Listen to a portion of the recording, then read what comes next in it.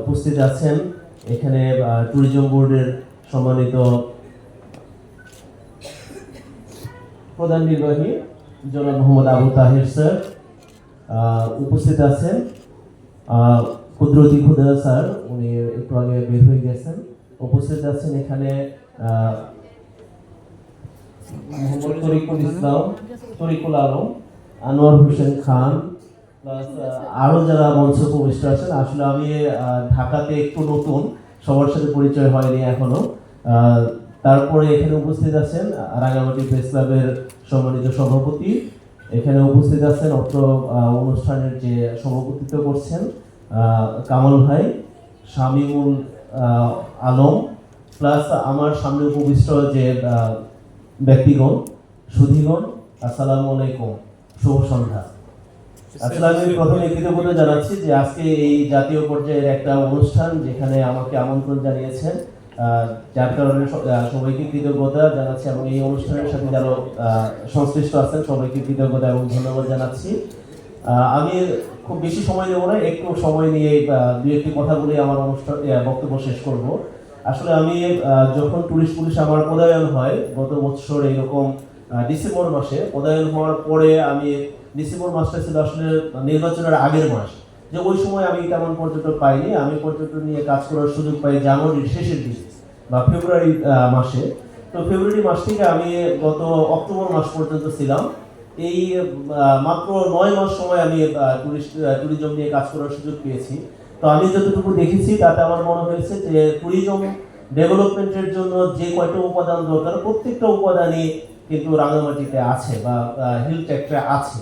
এখানে ট্যুরিজমের জন্য যে ঐতিহাসিক স্থাপনা দরকার হয়, প্রকৃতি দরকার হয়, নদী, জল, পাহাড় বা ভূ প্রকৃতির যেটা প্রত্যেকটা উপাদানই, প্লাস যে সাংস্কৃতিক বৈচিত্র্য প্রত্যেকটা উপাদানই কিন্তু এই চট্টগ্রাম হিল ট্র্যাক্টে আছে, কিন্তু আমরা এটা আসলে সঠিকভাবে ব্যবহার করতে পারিনি। আমি ব্যক্তিগতভাবে যেভাবে কাজ করেছি বা ব্যক্তিগত অভিজ্ঞতা আমি শেয়ার করছি, যে আমি যেটা মনে করেছি যে এইটা টুরিস্ট পুলিশের সদস্য হিসেবে আমার কাজ ছিল শুধু টুরিস্টদের নিরাপত্তা দেওয়া, টুরিস্টদের নিরাপত্তা প্রদান করাই আমার কাজ ছিল।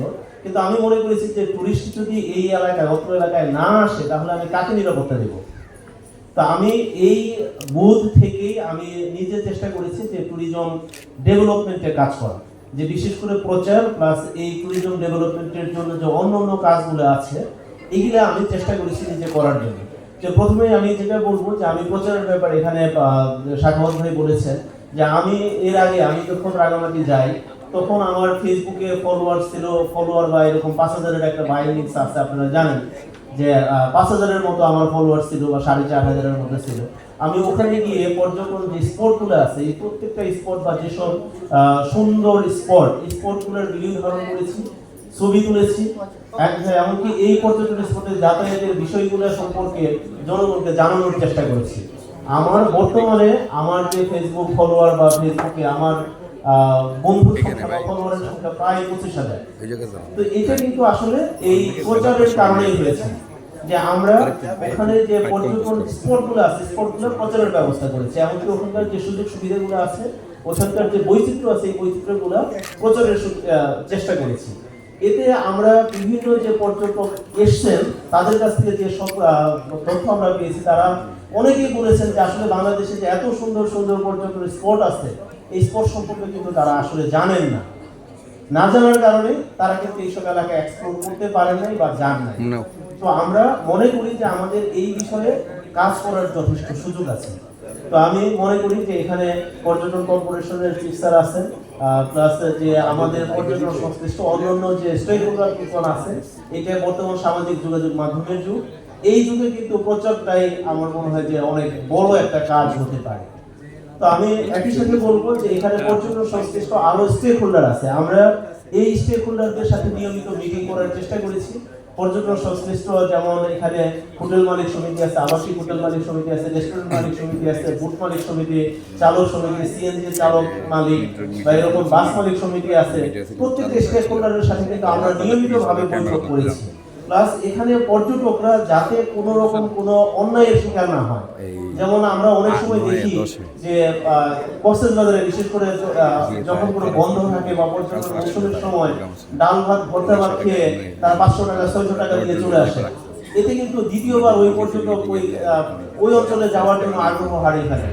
আমরা কিন্তু রাঙামাটিতে এটা করার চেষ্টা করেছি যে কোনো পর্যটকই যাতে এরকম বেশি মূল্যে খাবার বা অন্যান্য যে ফ্যাসিলিটিস আছে এই ফ্যাসিলিটিসগুলো তাদেরকে অ্যাভেল করতে না হয় বা তারা যাতে যে কোনোভাবে হয়রানির শিকার না হয়, এটা কিন্তু আমরা এটা করার চেষ্টা করেছি।